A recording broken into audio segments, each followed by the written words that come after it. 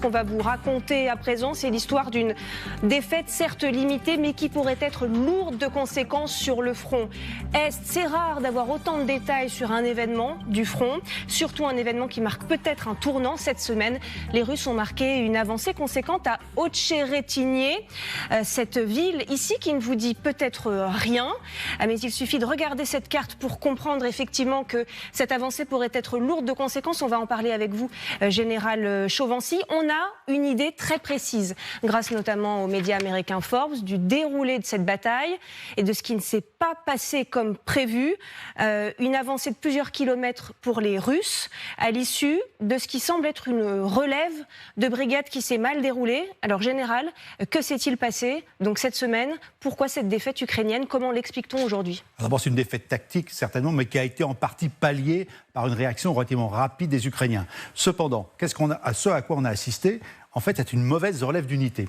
C'est sans doute l'exercice tactique le plus difficile qui soit en temps de guerre, qu'une brigade d'en gros 2 à 3 000 hommes se fasse relever par une autre brigade de 2 à 3 000 hommes. Ça se fait très souvent de nuit, ça se fait progressivement. Ça veut dire que ceux qui s'en vont ne partent que quand ceux qui doivent les remplacer les ont remplacés. Oui. Manifestement, à un moment donné, ça ne s'est pas bien fait et il y a eu un trou dans le dispositif. Alors ce qui est en jeu là, c'est pas n'importe quelle brigade, vous allez d'ailleurs nous l'expliquer, c'est la 47e brigade mécanisée, celle qui est équipée notamment de ces fameux chars Abrams dont on apprend le retrait du front.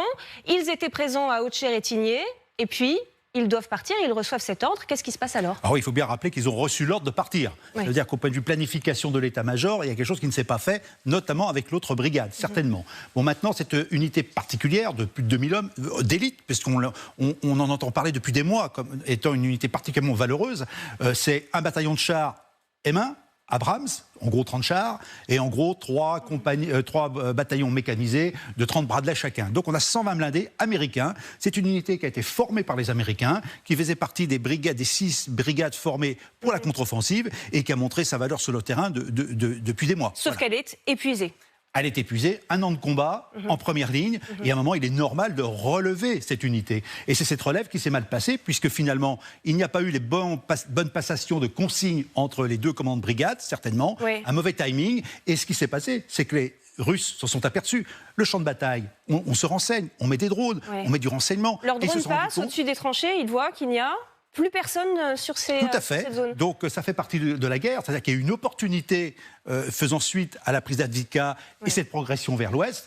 Les Russes se sont bien aperçus qu'il y avait un déficit de défense ukrainienne et ils avaient surtout, ce qu'on ne dit pas, les unités capables d'exploiter, parce qu'en fait il fallait des unités pour exploiter, et là on a une brigade de fusiliers motorisés, donc c'est sur des roues, qui sont vite engouffrés pour essayer d'exploiter effectivement cette faiblesse. Et alors cette 115e brigade mécanisée qui doit prendre le relais, que fait-elle?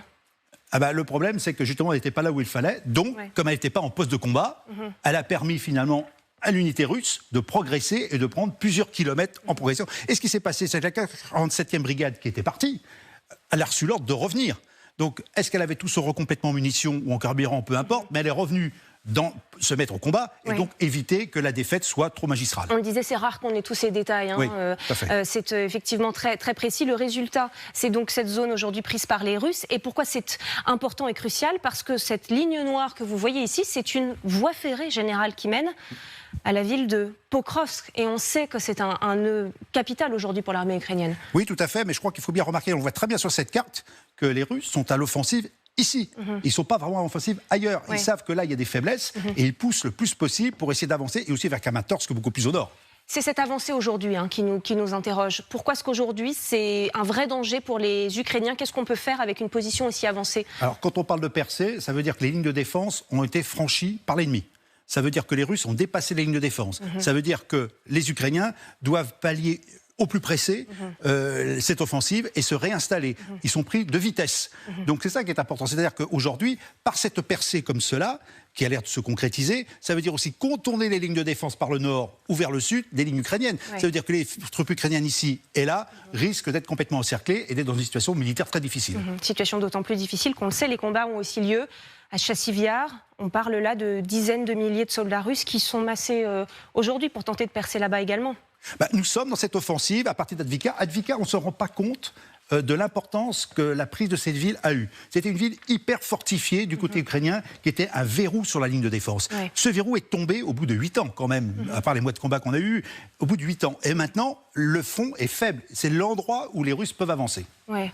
Merci beaucoup, Général. On va se rasseoir et on va discuter de tout cela avec nos autres invités. On accueille aujourd'hui Ulrich Bouna. Bonjour Ulrich, analyse géopolitique Europe centrale, chercheur associé chez Open Diplomacy, auteur de La guerre hybride en Ukraine, quelle perspective.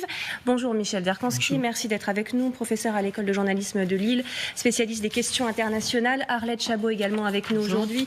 Bonjour Arlette. On a vu bien sûr ces derniers jours les images de ces chars Abrams détruits par des tirs russes, par des drones notamment. C'est cette même 47e brigade motorisée dont on parlait à l'instant qui doit les opérer. C'est un retrait qui est bien sûr inquiétant. Ulrich Bouna, est-ce qu'aujourd'hui on assiste à l'usure de cette armée ukrainienne qui résiste malgré tout depuis le début? Est-ce que cet incident est révélateur d'une fatigue qui peut être très grave aujourd'hui sur le front? Oui, effectivement, révélateur d'une fatigue, révélateur probablement aussi d'un manque d'hommes.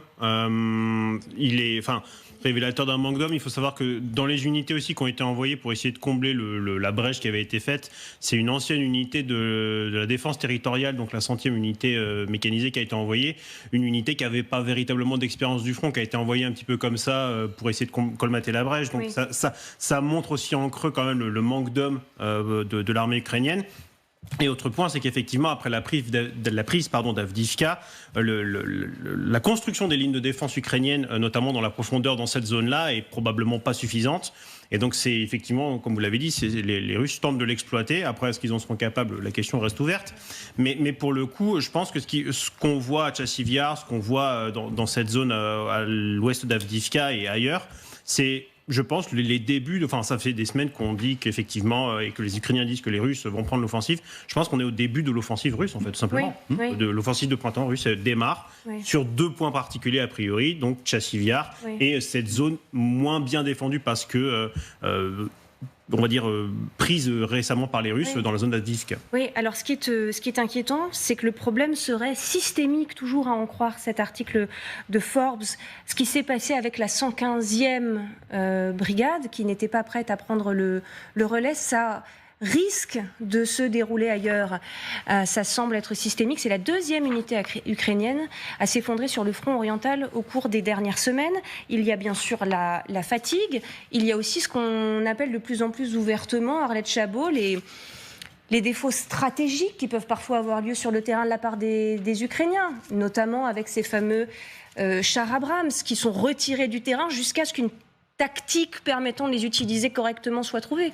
Alors je ne sais pas, j'écoutais effectivement hier soir sur ce plateau quelqu'un expliquer qu'il s'interrogeait beaucoup, effectivement c'est Pierre Servant qui lui-même disait qu'il s'interrogeait sur le problème des chars Abrams, il ne comprenait pas parce que la vulnérabilité des chars Abrams correspond au fond à la vulnérabilité, c'est-à-dire la tourelle de tous les chars, donc c'est quelque chose qui est connu, il n'y a pas une attaque particulière, donc il s'interrogeait à haute voix sur les problèmes. Alors, en revanche, ce qu'on comprend, c'est qu'ils n'ont peut-être pas été utilisés au bon endroit, au bon moment, et que du coup, ce qui explique aujourd'hui, du côté des Ukrainiens, c'est qu'il vaut mieux les mettre à l'abri pour le moment où il y aura effectivement une reprise, une contre-offensive ukrainienne. C'est pas de mal à veille, on est plutôt dans l'offensive russe que dans la contre-offensive ukrainienne aujourd'hui, et qu'il faut les mettre à l'abri, d'autant que les Américains sont toujours aussi soucieux que ce matériel ne tombe pas entre les mains des Russes.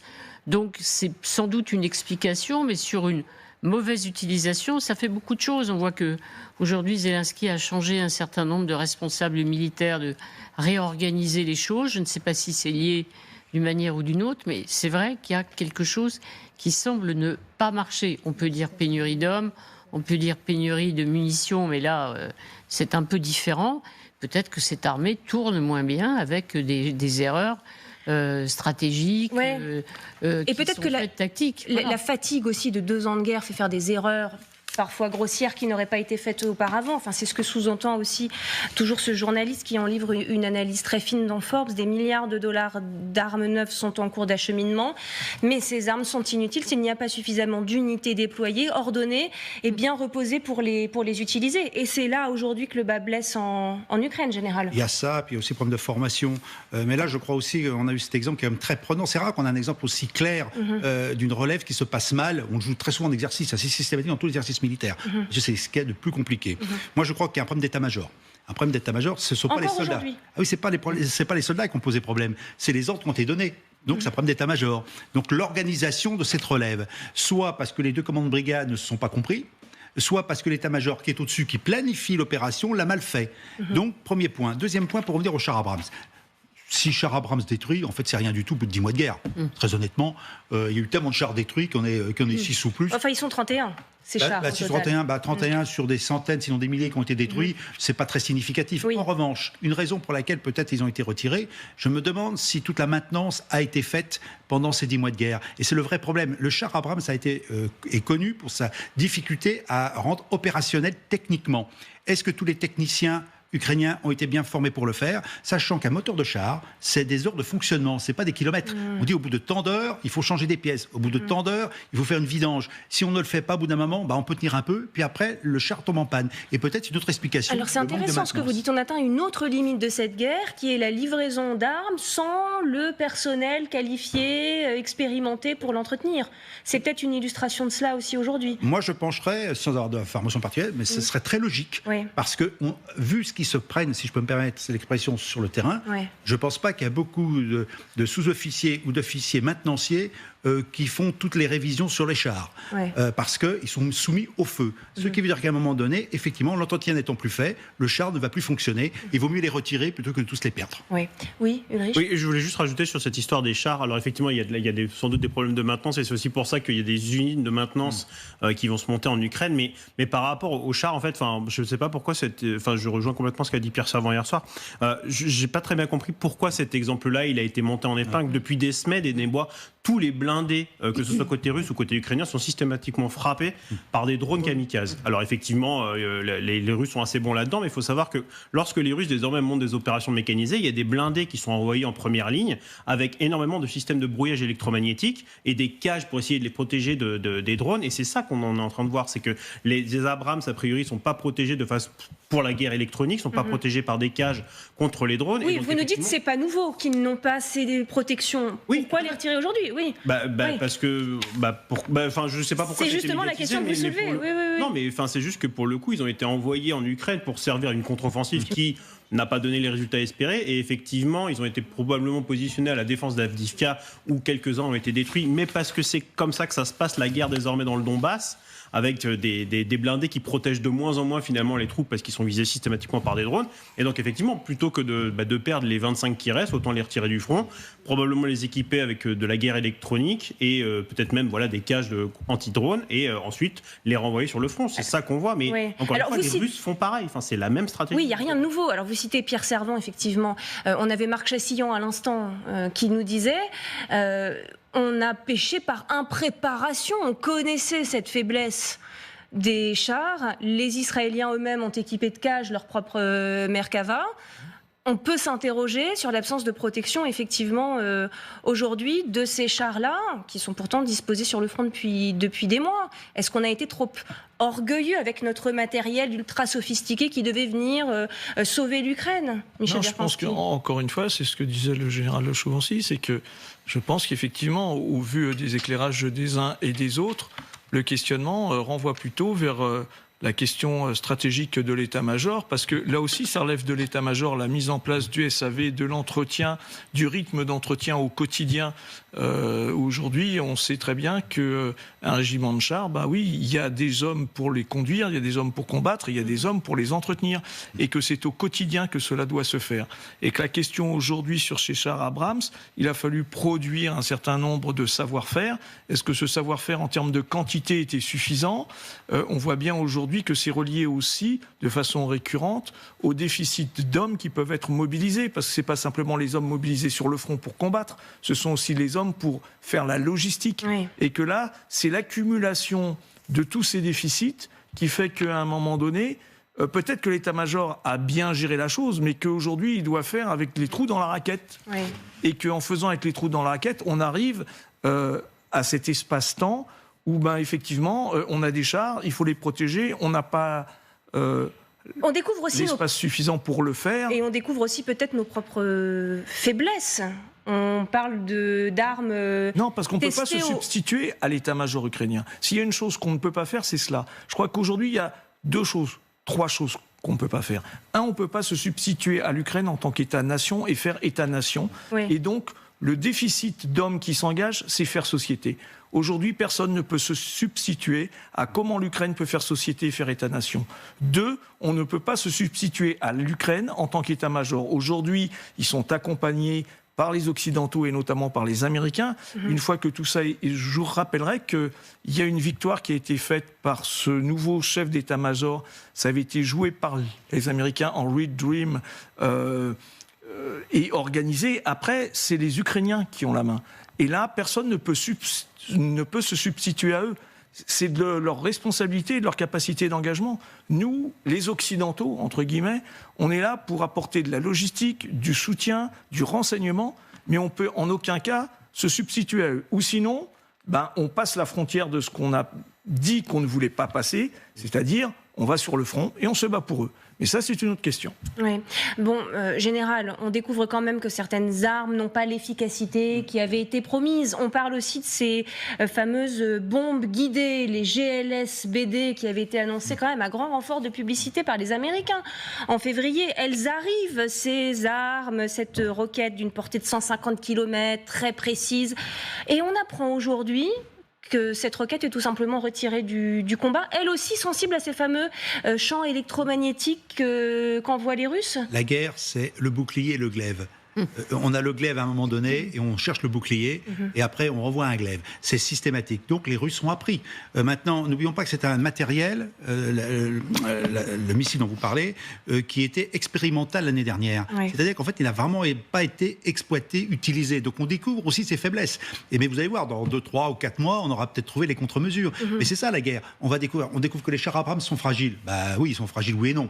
Ils sont fragiles parce qu'effectivement, il y en a quelques-uns qui ont été détruits. Mais les équipages ont peut-être été préservés. Tout dépend aussi de leur usage tactique. Ensuite, on parle de la maintenance. On découvre que la maintenance, c'est important.